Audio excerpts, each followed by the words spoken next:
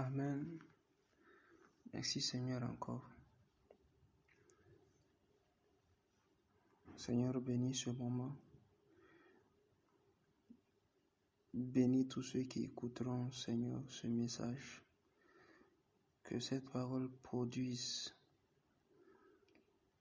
l'effet voulu dans leur vie, dans leur cœur, au nom de Jésus-Christ.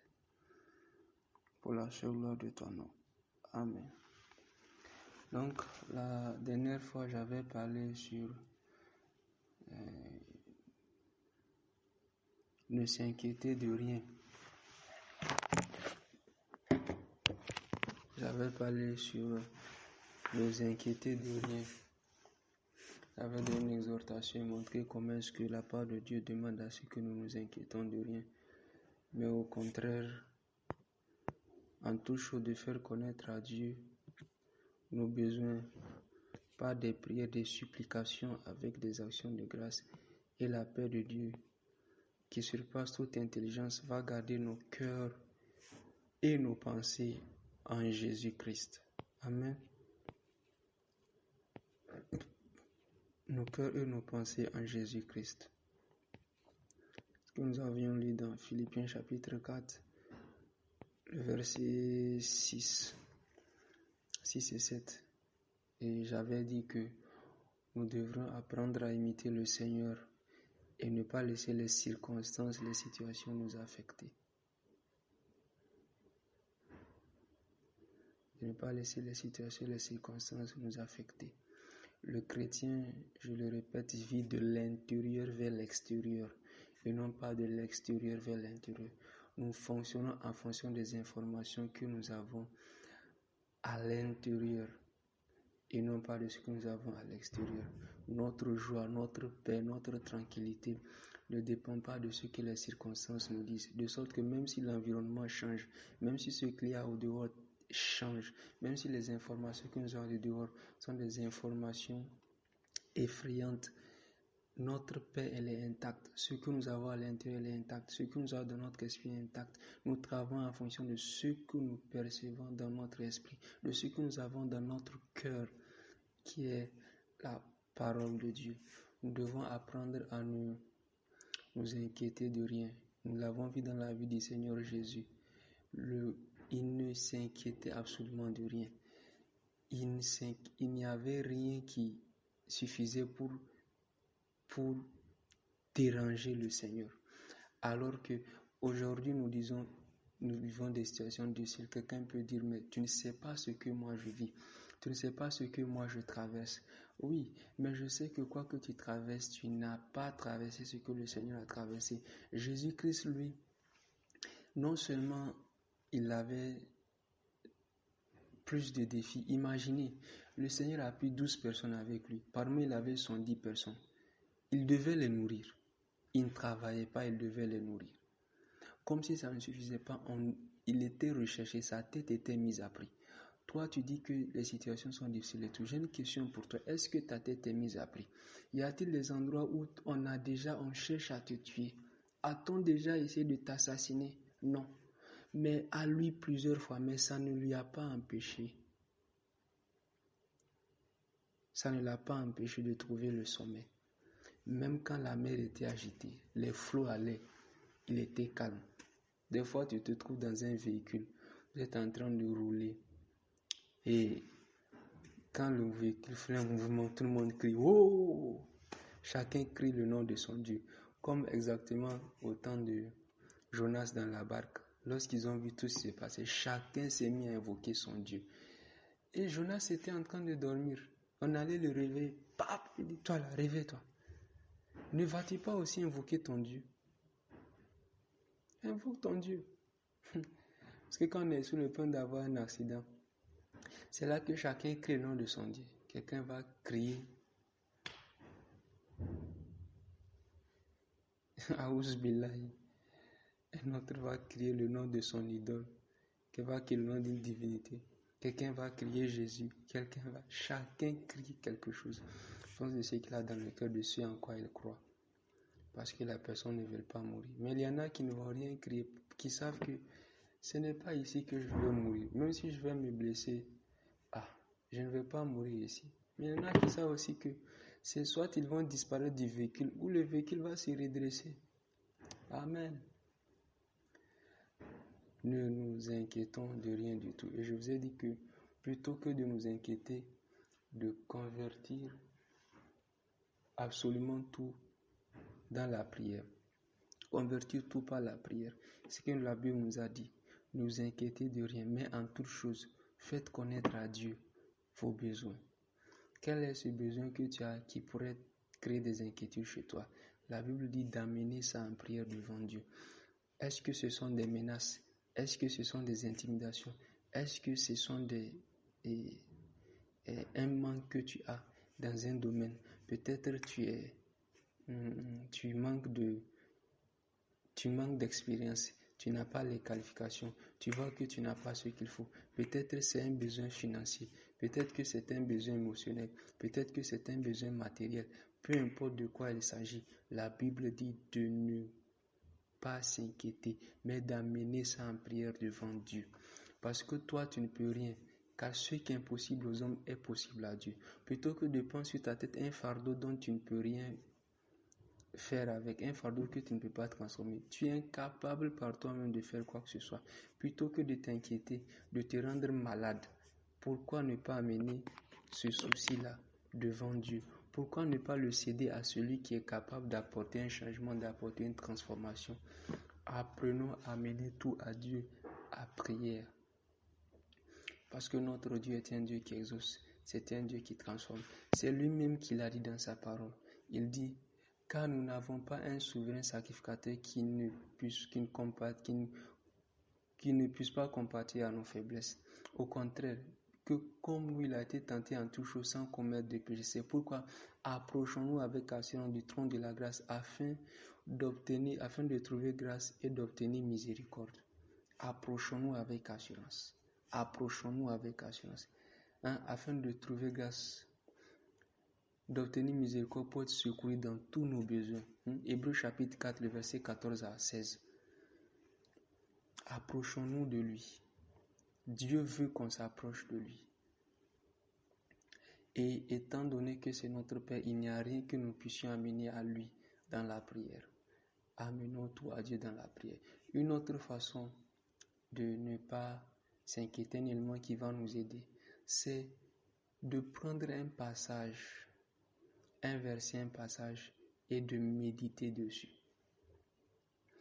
Je l'ai dit, c'est pourquoi c'est important de connaître la parole de Dieu. Prenez un passage de la parole de Dieu qui est une réponse à ce que vous vivez, qui est une réponse à une circonstance, une situation que vous avez, et méditez dessus. Méditez dessus. Méditez dessus. Méditez dessus. Jusqu'à ce que cette parole-là se forme en vous, change votre mentalité, commence à affecter votre attitude, commence à affecter vos réponses face aux situations. Avez-vous remarqué que quand vous êtes en bonne santé, quand vous maintenez une vie de prière, vous lisez régulièrement la parole de Dieu, vous mettez la parole de Dieu, votre réaction aux situations difficiles change, aux nouvelles. Faites juste l'analyse dans votre vie. Vous allez voir qu'il y a des moments où votre réaction, elle est différente. Mais c'est que vous pouvez maintenir cette discipline. Vous verrez que tous les jours de votre vie, vous n'allez vous inquiéter de rien. Et comme il est important de ne pas oublier les délivrances du passé, cela va vous aider à avancer et à faire confiance au Seigneur. Quoi qu'il vous arrive, quoi que vous vivez, quoi que vous traversez comme difficulté. Prenez un passage. Qu'est-ce que vous avez comme difficulté? Peut-être est-ce le manque. Allez lire la parole de Dieu. Trouvez le passage. Peut-être vous êtes dans une situation où vous voyez que tout ce que vous gagnez ne suffit pas. Et vous ne pouvez pas toujours. Vous voyez que sauf intervention de Dieu, vous n'allez pas vous en sortir. Allez prendre un passage. Alors que vous êtes en train de vous inquiéter, allez prendre un passage. Allez dans 1 Roi chapitre 17. Allez prendre le passage où Jésus dit, j'ai ordonné au corbeau de te mourir là. après avoir demandé à Élie d'aller se cacher. C'est-à-dire que même si les hommes pouvaient t'aider, Dieu a mis Élie dans une situation où personne ne pouvait connaître son adresse. Que même si les hommes voudraient l'aider, ils ne sauraient pas où il est. Et Dieu dit, j'ai ordonné au corbeau de te nourrir. Est-ce que ce que tu as dit va s'accomplir ou pas? Est-ce que Dieu est digne de confiance? Sa parole est vraie. Quand Dieu dit une chose, il le fait. Prenez ce passage, méditez dessus. Lisez cela, asseyez-vous dessus. Ruminez, imaginez la scène. Imaginez-vous dedans. Méditez autour de ce passage. Priez autour de ce passage. Priez avec le passage. Un moment viendra. Vous cessez de voir Élie. Commencez-vous à vous voir à la place. Commencez à vous adapter à la situation. Commencez à adapter la situation et le passage à votre situation. Voyez, au lieu de voir Élie, commencez à vous voir vous. Et imaginez comment Dieu fait la même chose pour vous. Plutôt que des corbeaux, voyez plutôt des hommes. Si Dieu peut utiliser des animaux, Dieu peut utiliser même des incroyants. Les animaux n'étaient pas nés de nouveau, alors Dieu peut utiliser même des incroyants. Voyez-vous dans la situation et commencez à méditer. Commencez à avoir dit, Dieu a ordonné au corbeau de nourrir Élie, alors qu'il était caché. Dieu connaît mon adresse. Dieu sait où je suis. Dieu n'a pas attendu que Élie ait faim. Dieu savait qu'il aurait besoin de manger. Et Dieu a dit, ne t'en fais pas. J'ai pris en compte même ton petit déjeuner. J'ai pris en compte ton dîner. Je m'en vais répondre à ça.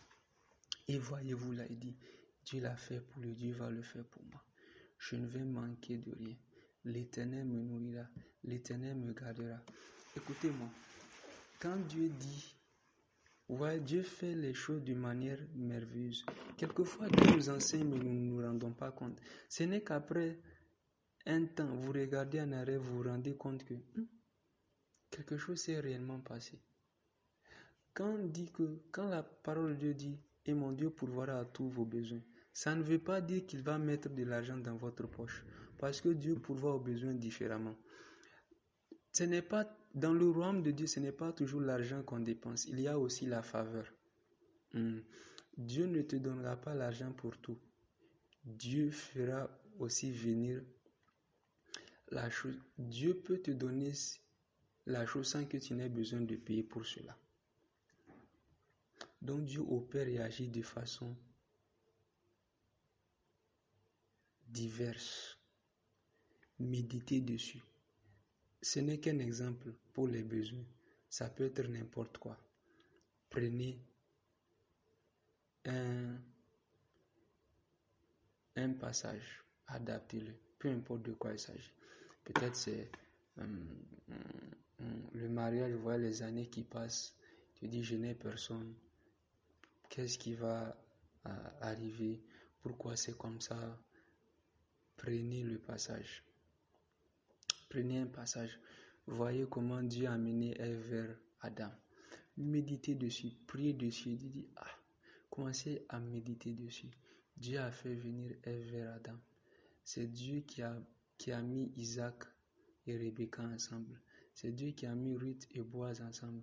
C'est Dieu, peut-être même que c'est votre mariage qui bat de l'aile. Vous voyez, Dieu combat aussi pour nous.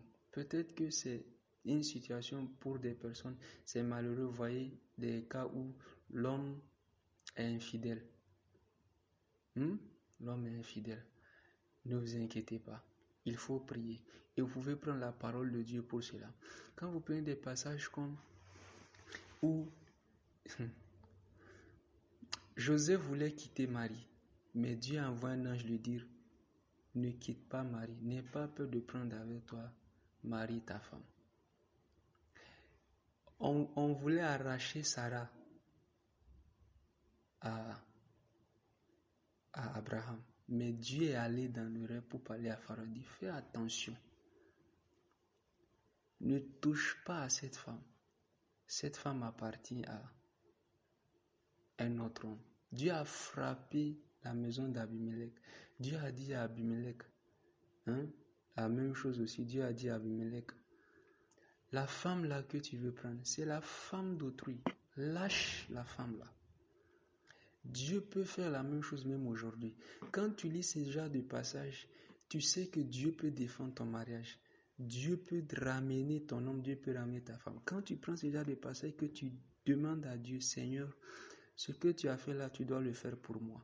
Défends-moi, Seigneur, comme tu as défendu Abraham. Défends-moi comme tu as défendu Marie. En méditant sur ce genre de passage, tu entretiens ta foi. Et ça fait que tu ne vas pas t'inquiéter parce que tu vois qu'il y a des personnes qui sont passées dans ce genre de situation et qui s'en sont sorties parce que Dieu est intervenu en leur faveur et Dieu interviendra aussi en ta faveur. Et ce, peu importe le temps que ça prend. Prends la part de Dieu et de méditer dessus.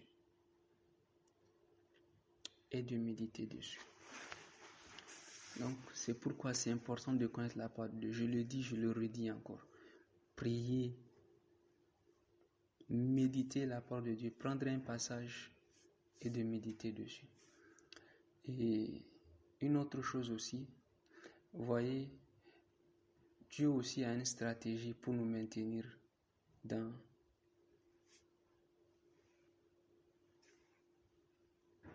une attitude de repos. Le Seigneur était calme tout au long de son ministère, tout au long de sa vie sur terre.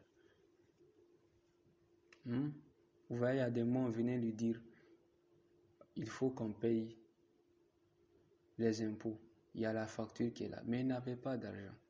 Il disait, va à tel endroit. Jette le filet, le premier poisson, prends-le, tu vas trouver. Vous voyez que le Seigneur répondait aux besoins avec des instructions. Mais il est arrivé à un endroit où on dit que le Seigneur s'est inquiété. Il dit que mon âme est triste jusqu'à la mort. Jésus était rempli d'angoisse et de frayeur. C'était lorsqu'il allait faire face à la croix. Et ça, c'était une preuve de son humanité. Dans Marc chapitre 14, si je ne me trompe. Il est allé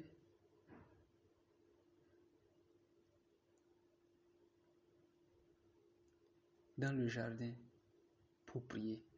La Bible dit qu'il priait intensément, de sorte que sa sueur s'est transformée en grumeaux de sang. La manière dont nous transformons, voyez ce que Jésus a fait. Quand les situations sont devenues difficiles, c'est qu'il a prié plus intensément. Plus c'est difficile, plus tu transformes la prière, tu augmentes l'intensité dans la prière. Anne voulait un enfant. Au lieu, comme on l'a tourmenté, Anne est restée dans la prière, elle a refusé de partir. Elle est restée dans la prière. Elle est due là des heures et des heures, jusqu'à ce qu'Élie avait pensé qu'elle était,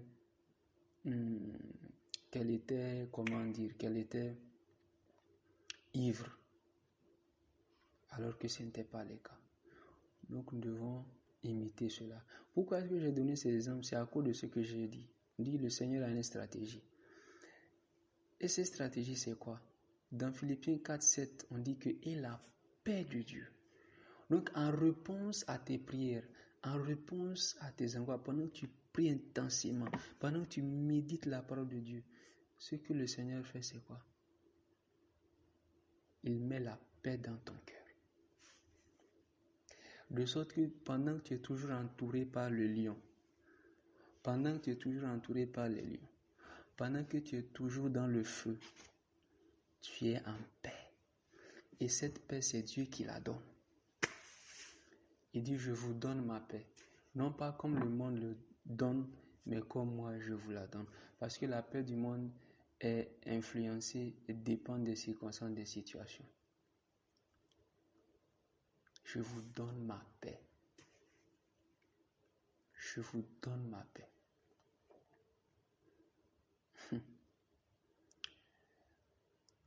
La paix de Dieu. Dieu prend de sa paix. Est-ce que vous vous rendez compte que la Bible nous demande d'être des imitateurs de Dieu? Dieu n'est jamais agité.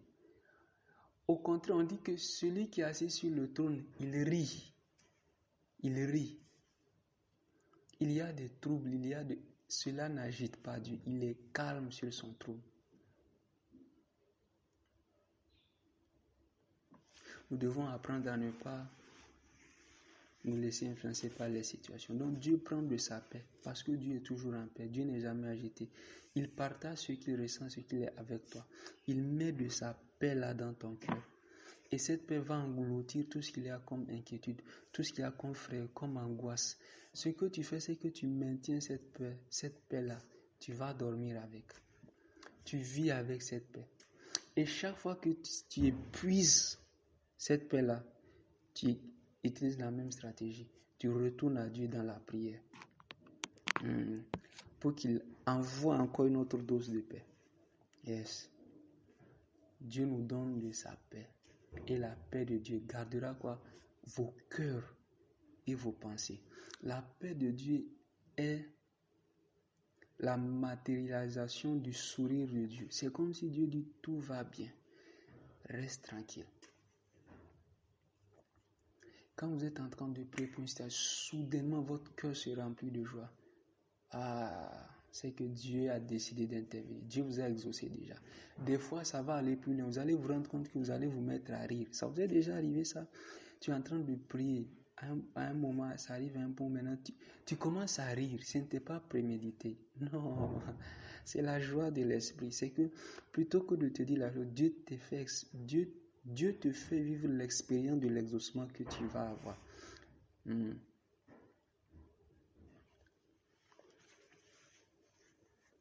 La paix de Dieu gardera vos cœurs et vos pensées en Jésus-Christ. Une autre chose que vous pouvez faire aussi, pour ne pas vous inquiéter, c'est d'apprendre à consulter Dieu. Et ça va toujours avec la prière. Vous voyez, quand nous amenons toutes choses à Dieu dans la prière, Dieu nous parle aussi. Il y a des situations pour lesquelles tu as besoin de demander à Dieu pourquoi. Qu'est-ce qui est en train de se passer ici, Seigneur? Que se passe-t-il? On dit souvent, peut-être vous avez déjà entendu les gens vous dire que il ne faut pas dire à Dieu pourquoi. Ne demandez pas à Dieu, ne questionnez pas Dieu. Bien aimé, ce n'est pas biblique. Il faut questionner Dieu. Même si tu ne le dis pas, la question est dans ton cœur. Maintenant, il y a différentes manières de poser une question. Tu peux questionner Dieu dans une attitude accusatrice, mais tu peux aussi questionner Dieu pour avoir des réponses. Parce que tu veux sincèrement savoir qu'est-ce qui se passe ici. Demander à Dieu. Il y en a qui disent, ne demande pas à Dieu pourquoi. Le fait de ne pas demander à Dieu pourquoi ne fait pas de toi un homme de foi, et ça ne veut pas dire aussi que tu es spirituel, ou demander pourquoi ne fait pas de toi une personne charnelle. Même Jésus sur la croix a dit, mon Dieu, pourquoi m'as-tu abandonné? Beaucoup de passages dans les Écritures sont là aujourd'hui parce que les disciples ont posé des questions à Dieu. Et vous voyez l'audace de Pierre, vous voyez le genre de questions qu'il pose au Seigneur. Aujourd'hui, la raison pour laquelle nous avons cette promesse, cette espérance que nous aurons une récompense aussi bien sur la terre que dans les cieux, c'est parce que Pierre a dit au Seigneur, ok, tu as dit à ce riche-là qu'il aura ci, qu'il aura ça, et nous qui avons tout laissé et t'avons suivi, quelle sera notre part, quelle sera notre récompense? C'est parce qu'ils ont dit au Seigneur, quel sera le signe de ton avènement? Nous voulons savoir. C'est à ce moment-là que le Seigneur s'est mis à leur répondre. Nous devons apprendre à poser des questions à Dieu. Et je vais vous donner des exemples dans la parole de Dieu. Pourquoi j'ai dit de poser des questions à Dieu, de consulter Dieu? Parce que quand Dieu vous donne une parole, Dieu va s'engager. Dieu s'engage. Le fait que Dieu parle vous donne une autre manière de voir, d'analyser la situation. Je vais vous donner un exemple. Lorsque Rebecca est tombée enceinte,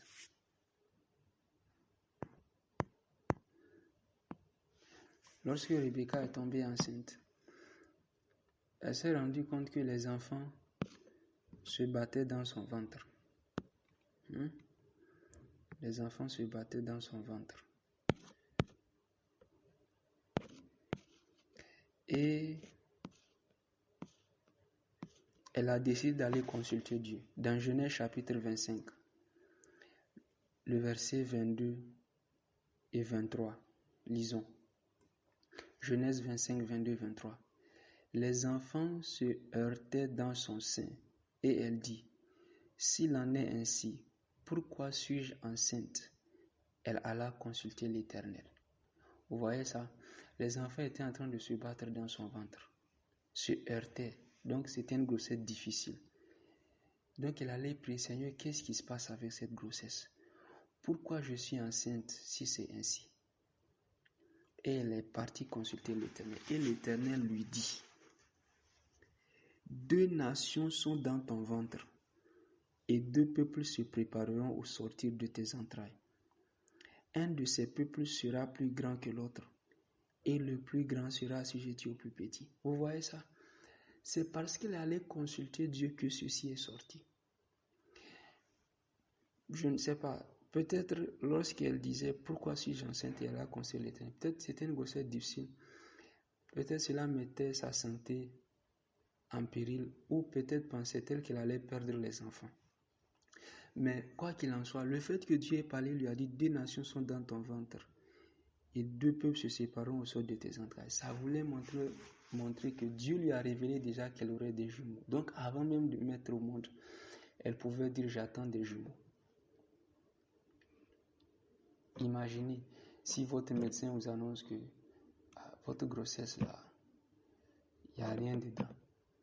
C'est même une tumeur, ce ne sont pas des enfants. Et vous êtes allé prier, Dieu vous a dit, il y a deux nations dans ton sein. Ça veut dire que tu attends des jumeaux. Qu'est-ce que vous allez croire ou qui est-ce que vous allez croire? À cause de ça, vous savez que les enfants ne peuvent pas mourir, ils vont vivre. Donc, elle allait consulter Dieu. Et voici ce que Dieu lui a dit. Donc, elle a marché avec ceci. Elle a pris ceci, elle a travaillé avec cela. C'est pourquoi il est important de consulter Dieu. Même quand tu veux voyager, tu vas aller dans une autre ville, tu veux aller même commencer un nouveau boulot quelque part. C'est bon de demander à Dieu une parole. Dis Seigneur, donne-moi une parole. Donne-moi une parole. Cette parole va te garder. Quand tu pars là, tu es en train, tu dis Seigneur, donne-moi une parole. Et pendant que tu peux, le Seigneur te donne une parole. Par exemple, le Seigneur te dit, ça peut mettre un verset. Le Seigneur peut dire, car rien n'empêche l'Éternel de gagner avec un grand comme avec un petit nombre. Peut-être tu ne vas pas tout de suite comprendre ce que ça dit. Et puis tu vas au boulot, te rends compte que parce que tu veux vivre, tu es un homme de justice. Tu es contre la corruption et tout le reste. Tu te rends compte que tout le monde dans le service est contre toi. Et ce sont maintenant ligués pour te faire tomber. Tu te rappelles de cette parole que le Seigneur t'a donnée. Rien n'empêche l'Éternel de gagner quoi? Avec un petit comme avec un grand nombre. Dieu te dit, même si tu es seul ou que vous soyez nombreux, c'est la même chose pour moi. Moi, je suis avec toi. C'est avec cette parole-là que tu vas dormir. Tu sais que quelles que soient les armes forgées contre toi, cela n'aura pas d'effet. Parce qu'il est avec toi. Ainsi, le fait de consulter Dieu et que Dieu parle, ça met une autre perspective et ça te permet d'analyser, de voir la situation différemment. Apprenons à consulter Dieu. Apprenons à consulter Dieu.